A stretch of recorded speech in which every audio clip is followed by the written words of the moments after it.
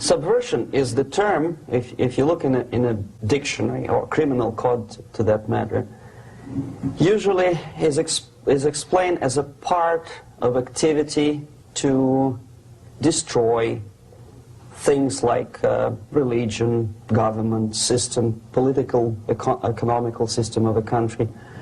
And usually it's linked to espionage, when what I'm going to talk about now has absolutely nothing to do with the cliché of espionage or KGB activity of collecting information.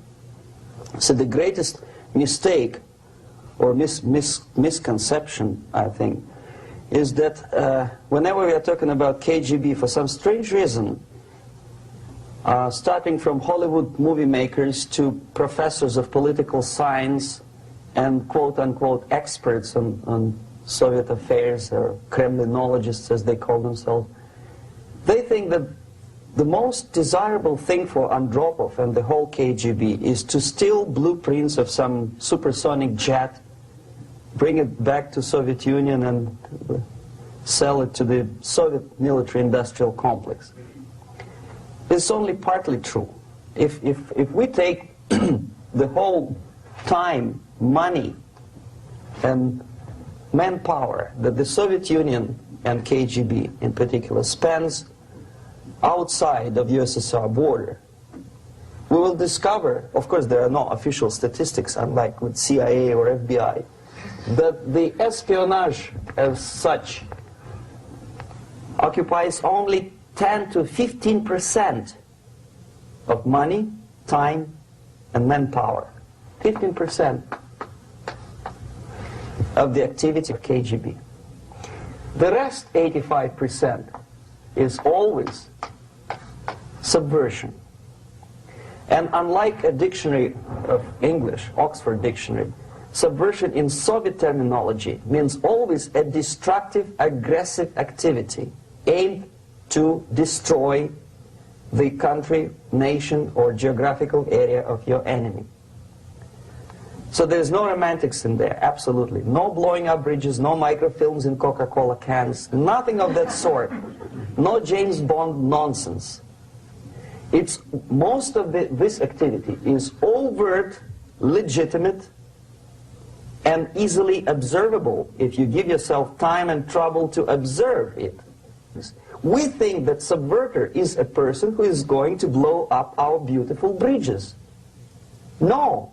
Subverter is a student who comes for exchange, a diplomat, an actor, an artist, a journalist like myself was 10 years ago. Now, subversion is an activity which is a two-way traffic. You cannot subvert an enemy which doesn't want to be subverted.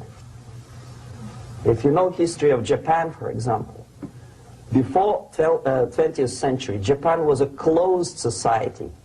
The moment a foreign boat comes to the shores of Japan, the Imperial Japanese Army politely tells them to get lost.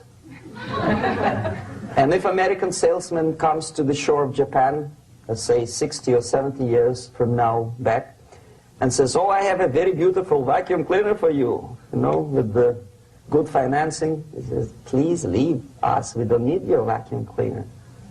If they don't leave, they shoot them to preserve their culture, ideology, traditions, values intact. You were not able to subvert Japan. Subversion can be only successful when the initiator, the actor, the agent of subversion has a responsive target. It's a two-way traffic. The theory of subversion goes all the way back 2,500 years ago.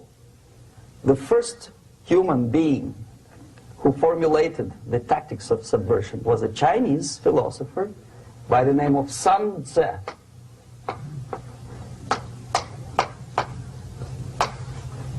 2,500 years BC.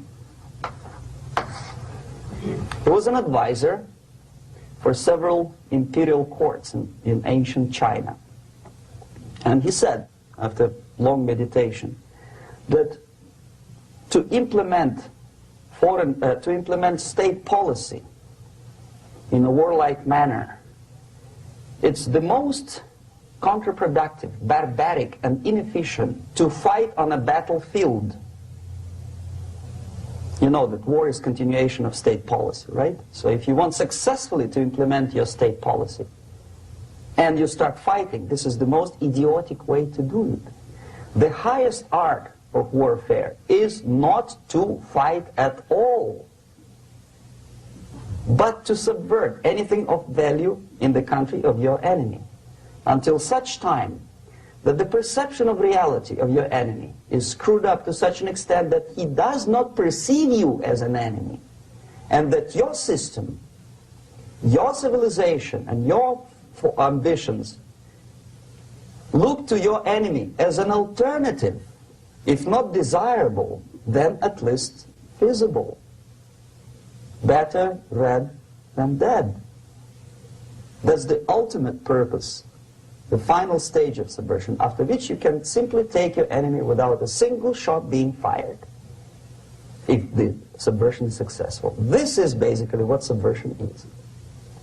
As you see, not a single mentioning of blowing up bridges. The basics of subversion is being taught to every student of KGB school in USSR and to officers of military academies. What subversion is? Basically, it consists of 4 periods, time-wise. The first stage of subversion is the process which is called, basically, demoralization. It says for itself what it is.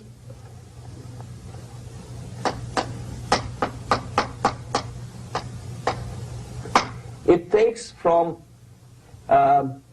say, 15 to 20 years to demoralize a society. Why 15 or 20 years? This is the time sufficient to educate one generation of students or children. One generation. One lifetime span of a person, a human being, which is dedicated to study, to shaping up the outlook, ideology, personality. No more, no less. Usually it takes from 15 to 20 years. What it includes? It includes influencing, or by various methods, infiltration, propaganda methods, direct contacts, doesn't really matter. I will describe them later. Of various areas where public opinion is formulated or shaped. Religion, educational system, social life, administration, law enforcement system, military, of course, and labor and employer relations, economy. Okay? 5 areas. Sometimes when I describe all the methods, students ask me a question, are you sure this is the result of the Soviet influence? Not necessarily. You see, the tactic of subversion, about which I'm talking, is similar to the martial art, the Japanese martial art. If some of you are familiar with that tactic, probably you will remember that if an enemy is bigger and heavier than yourself, it would be very painful to resist his direct strike. If a heavier person wants to strike me in the face, it would be very naive and counterproductive to stop his blow. The Chinese and Japanese judo art tells us what to do. First to avoid the strike, then to grab the fist and continue his movement in the direction where it was before, right? Until the enemy crashes in the wall. There obviously, in every society, there are people who are against this society. They may be simple criminals, ideologically in disagreement with the state policy, conscientious enemies, simply psychotic personalities who are against anything, right? And finally, there are a small group of agents of a foreign nation. The moment all these movements will be directed in one direction, right? This is the time to catch that movement and to continue it until the movement forces the whole society into collapse, into crisis, right? So that's exactly the martial art tactic. We don't stop an enemy. We let him go. We help him to go in the direction we want them to go. Okay? So, on the stage of demoralization, obviously there are tendencies in each society, in each country, which are going to opposite direction from the basic moral values and principles. To take advantage of these movements, to capitalize on them, is the main purpose of the originator of subversion. So we have religion, we have education, we have social life, we have power structure, we have labor relations, unions, and finally we have law and order. 1, 2, 3, 4, 5, 6. Okay? These are the areas of application of subversion. What it means exactly? In case of religion, destroy it, ridicule it, replace it with various sects, cults, which bring people's attention, faith, whether it is naive, primitive, doesn't really matter.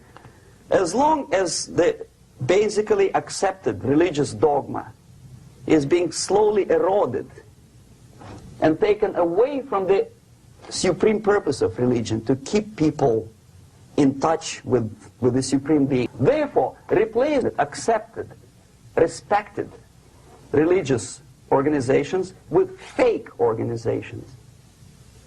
Distract people's attention from the real faith and attract them to various different faiths. Education. Distract them from learning something which is constructive, pragmatic, efficient. Instead of mathematics, physics, foreign languages, chemistry, teach them history of urban warfare, natural food, home economy, your sexuality, anything, as long as it takes you away. Okay? Social life. Replace traditionally established institutions and organizations with fake organizations. Take away the initiative from people. Take away the responsibility from naturally established links between individuals, group of individuals, and society at large, and replace them with artificially, bureaucratically controlled bodies. Instead of social life and friendship between neighbors, establish social workers institutions. People who are on payroll of whom? Society? No. Bureaucracy.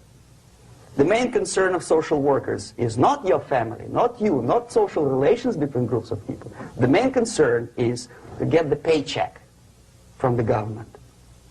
What will be the result of their social work doesn't really matter. Power structure.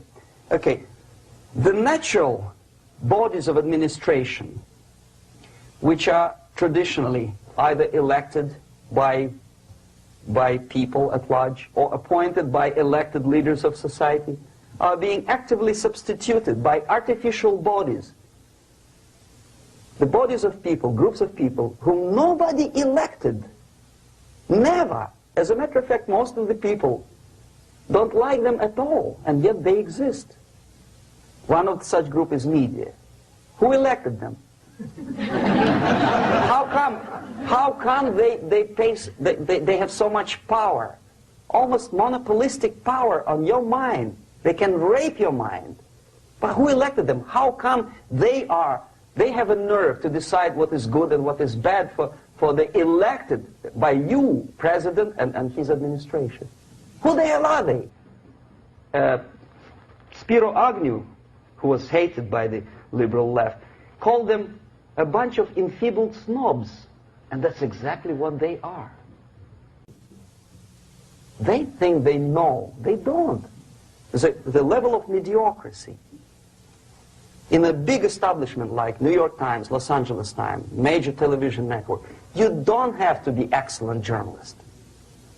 You have to be exactly a mediocre journalist. That's easier to survive. There's no competition anymore. You have your good, nice income, $100,000 a year. That's it. Whether you are better or worse doesn't really matter anymore, as soon as you are smiling to the camera and do your job. Power structure slowly is eroded by the bodies and groups of people who do not have neither qualification nor the will of people to keep them in power, and yet they do have power. Okay. Together with that, there is another process. Law enforcement, law and order organization and structure is being eroded. For the last 20, 25 years, if you see old movies and new movies, you can see that in new movies, a policeman, an officer of the United States Army looks dumb, angry, psychotic, paranoid. A criminal looks nice, kind of, well, he smokes hash and shoots the whatever drug, but basically he's a nice human being. He's creative. And he's unproductive only because society oppresses him. A slow substitution of basic moral principles, whereby a criminal is not a criminal actually. He's a defendant. So, the moment you bring a country to the point of almost total demoralization, when nothing works anymore, when you are not sure whether it is right or wrong, good and bad, but there's no division between evil and good. Okay, so we reach that point. The next step is destabilization.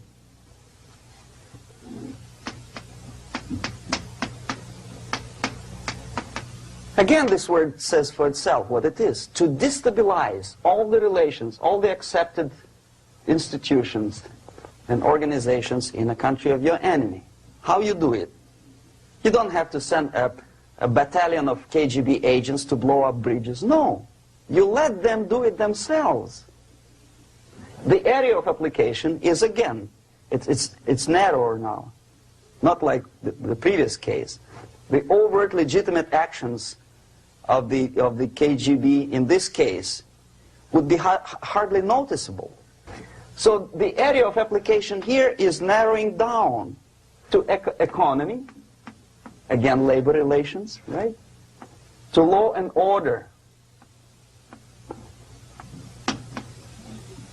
plus military. And economy, law and order. Yes, and again the media, but wider scope, a little bit different. I'll explain later. The radicalization of bargaining process. If on that stage we still could achieve, theoretically, some positive compromise between the negotiating sides, here it's radicalization. On the stage of destabilization, we cannot come to compromise even within a family. They cannot come to compromise unless they start a fight. It's impossible to reach a compromise, constructive compromise, between neighbors. Radicalization of human relations. No more compromise. Fight, fight, fight. The normal, traditionally accepted relations are destabilized. 10, 15, 20 years ago, we would be angry, say, why so much hatred? Today we are not. We say, well, it's commonplace. We cannot solve our problems anymore. The society at large becomes more and more antagonistic between individuals, between groups of individuals, and the society at large. The media puts himself in the opposition to the society in general, at large. Separate, alienated. Okay? This stabilization process usually leads directly to the process of crisis. In case of developing nations, that's the area where I was active. The process starts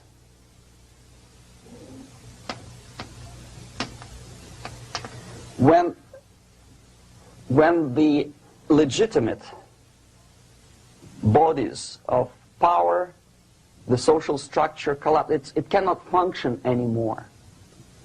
So instead, we have artificial body injected into society, such as non-elected committees. You remember I was talking about them here. Social workers who are not elected by people, media who are self-appointed rulers of your opinion, some strange groups which claim that they know how to lead society forward. They don't usually. All they care is how to collect donations and sell their own concocted ideology, mixture of religion and ideology. Here, we have all this artificial body claiming power. If the power is denied to them, they take it by force. Crisis is when society cannot function any more productively. It collapses, obviously. That's the word for crisis. So therefore, the population at large is looking for a savior. The religious groups are expecting a Messiah to come. The workers say, we have family to feed. Let's have a strong government, maybe socialist government, centralized. When somebody put the employers on their place and let us work. We are sick and tired of going to strike and missing overtime and all that stuff. We need some strong man, strong government, a leader, a savior is needed. Population is sick and tired already. And here we are. We have a savior. Either a foreign nation comes in, or the local group of leftists, Marxists, no matter what they call themselves. A savior comes and says, I will lead you. So we have two alternatives here. Civil war and invasion. Okay?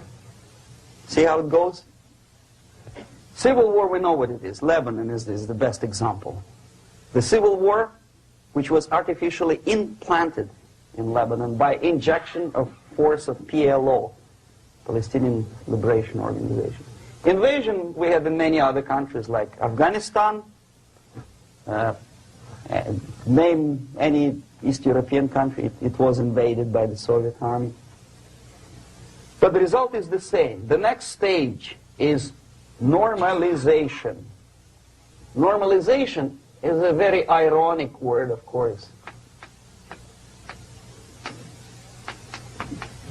It is borrowed from 1968 situation in Czechoslovakia, when the Soviet propaganda and after them New York Times declared the country is normalized. The tanks moved into Prague, so there's no more Prague Spring, there's no more violence. Normalization. At that stage, the self-appointed rulers of the society don't need any revolution anymore. They don't need any radicalism anymore. So this is the reverse from destabilization. Basically, it is stabilizing the country by force. So all the sleepers and activists and social workers and liberals are being eliminated physically sometimes. They've done their job already. Okay? They are not needed anymore. The new rulers need stability to exploit the nation, to exploit the country, to take advantages of the victory. Okay? So no more revolutionaries, please. And that's exactly what happens in a number of countries. You remember Bangladesh? This is the crisis in which I was instrumental. First they had Mujibur Rahman. In 1971, he was the leader of People's Party, Awami League, with mustache like Stalin. He was in Russia many times. In 5 years, he was shot by his former colleagues, Marxists. He fulfilled his function. In Afghanistan, it happened 3 times. First there was Taraki, then there was Amin, now there's Babrak Karmal. They killed each other successively, one after another. The moment he fulfills his duty, the first one demoralized country, the second destabilized, the third one brought it to crisis. Goodbye, comrades. Babrak Karmal comes from Moscow and put into the seat of power. Right? So no more revolutions, please. Normalization now. From now on, no more strike.